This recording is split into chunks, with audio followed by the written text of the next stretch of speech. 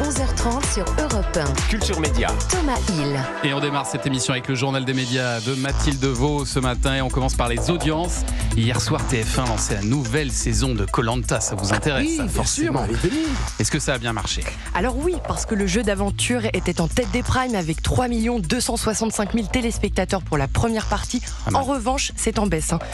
Près de 300 000 téléspectateurs en moins par rapport au lancement de la 27e saison l'an dernier. Ouais. C'est le plus petit score pour un lancement de Koh-Lanta, toutes saisons confondues. D'accord, bon, c'est vrai que maintenant il y a les replays. C'est ça, de je plus pense en qu'il ça plus. marche faut très bien en vraiment replay, intégrer parce que maintenant les gens l'ont intégré. Ça va progressivement être comme ça pour tout le monde. Ouais, C'est-à-dire que les lancements, les gens vont se dire je regarderai demain, je regarderai après-demain, etc.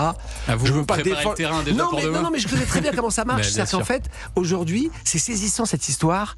On est passé de 20% de replay à 50, maintenant 60. Ouais. Mais au fond, les audiences cumulées, ça bouge pas tant que ça depuis des années. C'est pour ça qu'il faut rien dévoiler maintenant des gens qui partent. Non, mais aux tout ça, États-Unis, parce ils ont que arrêté tout de le monde donner fait les du replay. audiences en J+1 depuis des années. Mais nous on aime bien encore. J28, ça sert à rien. J28, Nous faites le cassez pas notre J28. Mais c'est vrai qu'il y a le J+7 aussi. Et puis sinon, France 3 est arrivé deuxième avec le téléfilm Mémoire à vif, 2,8 millions. Et hier encore, M6 a fait un très bon score grâce à Indiana Jones, près de 2 millions de téléspectateurs.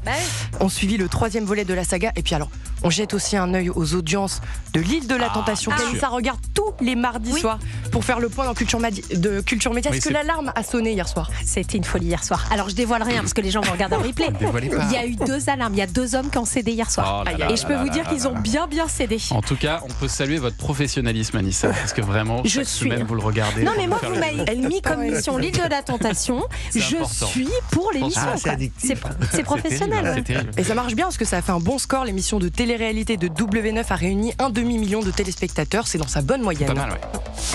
Europe 1, le journal des Et médias. alors, en parlant d'audience, les scores de la matinale de BFM TV ont eu raison du duo de présentateurs. Exit Dominique Tenza et Perrine Storm qui étaient aux commandes de l'émission depuis septembre. En général, quand on prend ce genre de décision en plein milieu de saison, c'est que les audiences y sont oui. pour quelque chose. Il faut dire que depuis la rentrée, la matinale de BFM TV a égaré en moyenne plus de 80 000 téléspectateurs par rapport à la même période l'année dernière. Dès lundi, le duo sera remplacé par Pascal Delatour-Dupin et Mathieu Coache. Et puis dans un tout autre registre, la star de télé-réalité Maëva Guénam s'en est prise à M6. Alors on en parlait en début de semaine de cette influenceuse révélée dans Les Marseillais sur W9, chaîne du groupe M6, et qui vit depuis plusieurs années à Dubaï.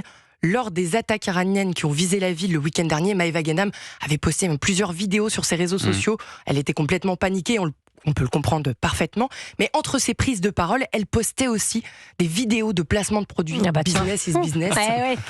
Oh là là. Et par la suite, beaucoup d'internautes se sont moqués d'elle, y compris un reportage diffusé lundi dans le 12:45 d'M6. Devinez quoi?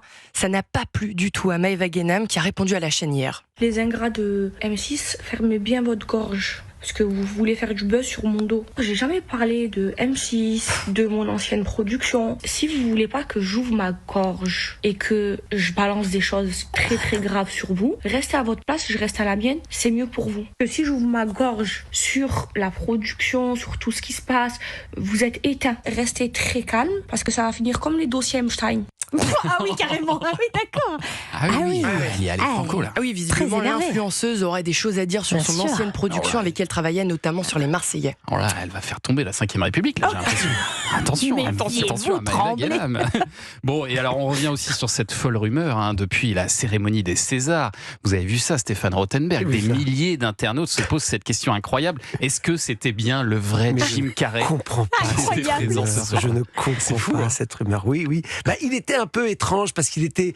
Il m'a donné l'impression d'être fasciné, Oui. touché, Oui. ému. Donc effectivement un peu étrange. On a tellement l'habitude de voir un trublion, Puis mais ça, pas une. ça faisait longtemps qu'on l'avait pas Ça vu. faisait en fait. 8 ans C'est qu'on l'avait vrai, pas c'est vu. quelqu'un de très quoi. discret, Ouais, voilà, il a changé. vieilli, bon, voilà.